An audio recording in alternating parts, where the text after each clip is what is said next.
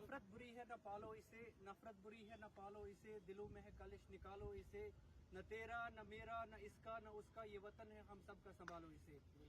अस्सलाम वालेकुम, आदाब, नमस्कार। हम अभी डोगरा लॉ कॉलेज के स्टूडेंट्स इसलिए यहाँ पे जमा हुए हैं, जो सरकार ने रिसेंटली वक्फ अमेंडमेंट बिल पार्लियामेंट के अंदर पास किया कि तुम्हारी तहजीब अपने खंजर से आप ही खुदकशी करेगी, तुम्हारी तहजीब अपने खंजर से आप ही खुदकशी करेगी, जो शाखे नाजुक पे बने आशियां नापायदार होगा। इस तरह से जो मौजूदा गवर्नमेंट ने जो फैसला सुनाया था, जो ये वक्फ अमेंडमेंट का बिल लाया था, तो ये मुसलमानों के बिल्कुल अगेंस्ट था। इसमें एक बात यह है कि ये मुसलमानों को बार बार टारगेट किया जा रहा है और जो सियासत खेली जा रही है और इसको अखाड़ा बनाया जा रहा है। बार बार रिलीजियस सेंटिमेंट्स को हर्ट करना, बार बार इसमें रिलीजन को बीच में लाना और फिर जाके यहाँ पर पॉलिटिक्स चलाना, अपना कुछ न कुछ इलेक्शन के लिए जो बीजेपी सरकार के पास अब कोई मुद्दा नहीं रहा है, तो वो अब इलेक्शन जीतने के लिए ऐसे ऐसे फैसले ला रहे हैं।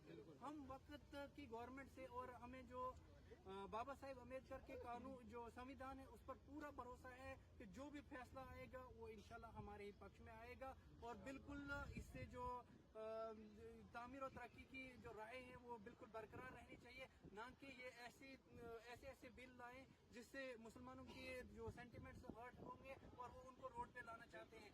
ये कहते हैं कि इससे अब मुसलमानों की तरक्की होगी, तो इससे अब हम ये बताना चाहते हैं कि तरक्की कुछ भी नहीं होगी, बल्कि मुसलमान हिंदू आपस में लड़ेंगे और ये रोडों पे सड़कों पे उतर जाएंगे और प्रोटेस्ट करना शुरू हो जाएंगे। बस एक ही भरोसा है, अब सुप्रीम कोर्ट ने जो फैसला एक सुनाया है, अब इसके बाद जो अंतिम फैसला होगा वो हमें पूरा भरोसा है कि सुप्रीम कोर्ट अच्छे से हमारा फैसला सुनाएगी और हमारे अस्सलाम वालेकुम, आदाब, नमस्कार।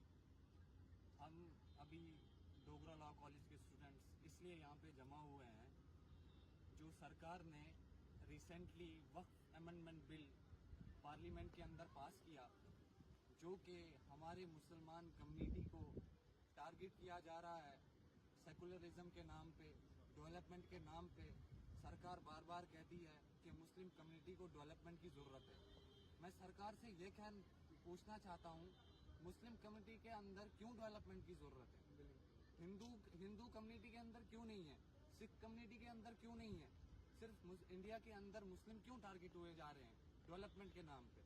अब जो ये बिल लाया गया है पार्लियामेंट ने जो पास किया है बिल, और सुप्रीम कोर्ट ने इस पे इंटरिम स्टे ऑर्डर लगा दिया, और सुप्रीम कोर्ट भी यही कह रही है वक्फ बाय यूजर जो है वो अनकॉन्स्टिट्यूशनल है, जो कि आर्टिकल 13 क्लास 2 की वायलेशन है, और वक्फ अमेंडमेंट बिल जो है वो वायलेट करता है आर्टिकल 25, 26, 27, 28 को, और आर्टिकल 246 जो कि जजमेंट है सुप्रीम कोर्ट की 1955 की केस में, SR बोमाई की केस है, कि प्रिंसिपल ऑफ फेडरलिज्म को वायलेट नहीं किया जाए और स्टेट के पास पावर है वो अपना फैसला भी सुनाए। यहाँ क्या किया, यहाँ सेंट्रल गवर्नमेंट ने क्या किया, सेंट्रल गवर्नमेंट ने अपनी पावर को ओवरसीड कर दिया। किस पे? स्टेट गवर्नमेंट पे, कि आपने स्टेट लेजिस्लेचर ने ये बिल मानना ही मानना है, चाहे कुछ भी हो जाए। इसलिए हम ये यहाँ पे जमा हुए ताकि हम मुस्लिम कम्युनिटी का वायलेशन ना हो, कॉन्स्टिट्यूशन वायलेट ना हो, हमारा जो रिलीजियस अफेयर्स है जो हम संभाल रहे होते हैं, जो मुस्लिम कम्युनिटी के अंदर मौलानाज हैं वो हमारे रिलीजियस अफेयर्स संभालते हैं, उनको वो संभालने दो, ना कि हम सरकार से ये भी नहीं कह रहे हैं कि हमारी डेवलपमेंट के लिए कोई बिल पास करे। वो खुद ब खुद कर रहे हैं। क्यों कर रहे हैं? ताकि हम जो माइनॉरिटी को है वो बहुत ज्यादा माइनॉरिटी में लाया जा रहा है। हम सरकार से यही पूछ रहे हैं, क्यों मुस्लिम कम्युनिटी को जबकि ये माइनॉरिटी है, क्यों इसको माइनॉरिटी में और लाया जा रहा है, क्यों माइनॉरिटी में धकेला जा रहा है? दूसरी चीज मैं सरकार से ये पूछना चाहता हूँ, किस बेस पे आज जम्मू कश्मीर के अंदर नॉन लोकल्स को डोमिसाइल दिया जा रहा है? बिल्कुल। क्या हमारे वीसी साहब भी नॉन लोकल, जम्मू यूनिवर्सिटी के वीसी साहब भी नॉन लोकल?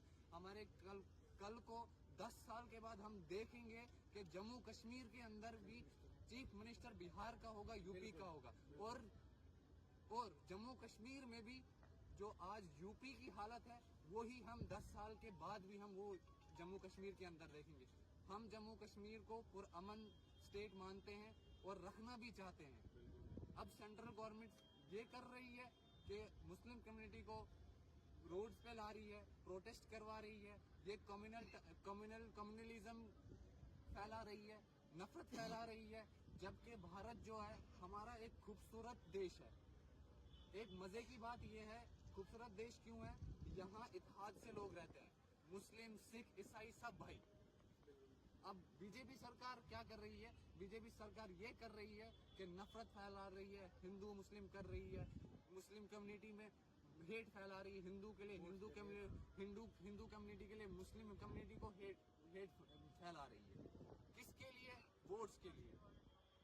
अब बीजेपी सरकार से यही हमारी अपील है और सुप्रीम कोर्ट पे हमें पूरा भरोसा है। जो इंटरिम ऑर्डर सुप्रीम कोर्ट ने दिया, आगे भी जो 5 मई को हियरिंग है, उस पे भी हम पे पूरा भरोसा है सुप्रीम कोर्ट पे कि वो हमारे ही हक में होगी कि वक्फ अमेंडमेंट बिल को नामंजूर किया जाए। धन्यवाद।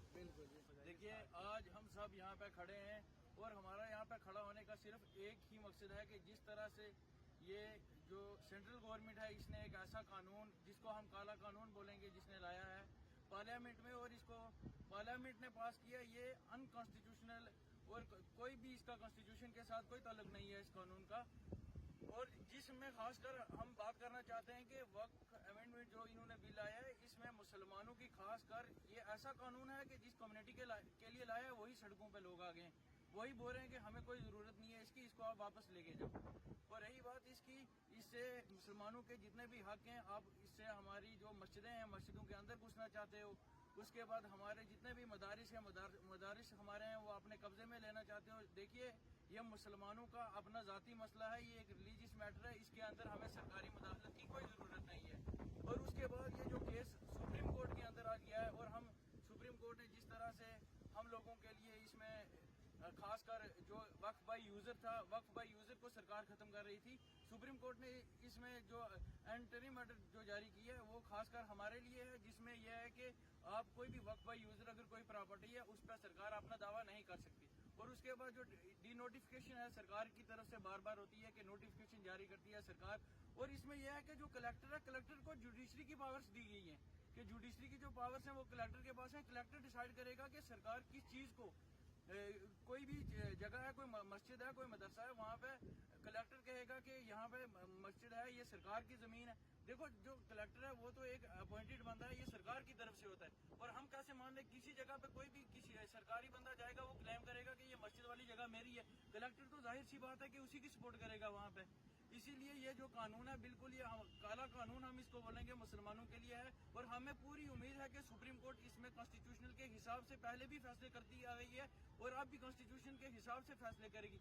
और जिस तरह कुछ प्रेशराइज किया जा रहा है हमारे ऑनरेबल सुप्रीम कोर्ट के जजेस को, खास करके मौजूदा सरकार की तरफ से, हम ये कहना चाहते हैं कि मौजूदा सरकार जो अनकॉन्स्टिट्यूशनल बिल खुद लाई है और सुप्रीम कोर्ट जो कि कॉन्स्टिट्यूशन को बचाने का काम कर रही है, चेक एंड बैलेंस का काम जो है वो सुप्रीम कोर्ट का है, वो कर रही है। उनके जजों को प्रेशराइज किया जा रहा है। हम जितना भी है हमारी तरफ से और जितने भी सेकुलर लोग हैं, देखो ये खासकर एक कम्युनिटी के लिए तो कानून बनाया है, लेकिन इसमें सब सेकुलर लोग जो हैं उनको सामने आना चाहिए। और पूरे हिंदुस्तान से सेकुलरिज्म को और कॉन्स्टिट्यूशन को बचाने में जो भी लोग हैं, जिनको भी सेकुलरिज्म और कॉन्स्टिट्यूशन बचाना चाहते हैं, वो सब इस टाइम रोडों में, सिर्फ एक खास कम्युनिटी रोडों में नहीं है।